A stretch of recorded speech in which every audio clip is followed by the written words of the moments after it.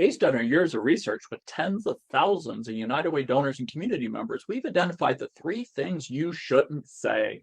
Hi, this is Gary from Perspectives. Your administrative costs are the first thing you should not say. Only 4% of United Way donors research the administrative costs of their United Way.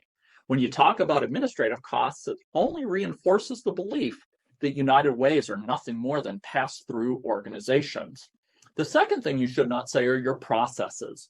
Your donors and community need to know the results of your work, not the number of hours that volunteers spent or the number of volunteers that worked on your allocation process. When you talk about your processes, it's like telling someone how many gallons of gas you put in your car and how far you drove. People will never know what your processes accomplished or where you drove your car to. Finally, you shouldn't say too much. The best way to increase understanding of what your United Way does is to stop trying to communicate everything about your United Way. Your donors and community do not need to hear about every partner agency, funded program, or workplace campaign. Repeating a limited number of messages is the key to increasing understanding. Remember the rule of 7, which states people need to see or hear something 7 times before it is truly seen and heard. So what should you say? The best way to communicate what your United Way does is using IAR. I stands for issue.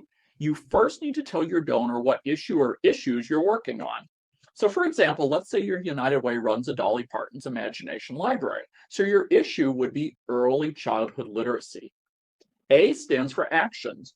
Your donor needs to know what actions you're taking to impact your issue. So in our example, Dolly Parton's Imagination Library is the action you are taking. R stands for results. After you tell your donors what actions you are taking to impact the issue, you need to tell them what the results of that action are. So for our example, we would say that the results are that 500 children received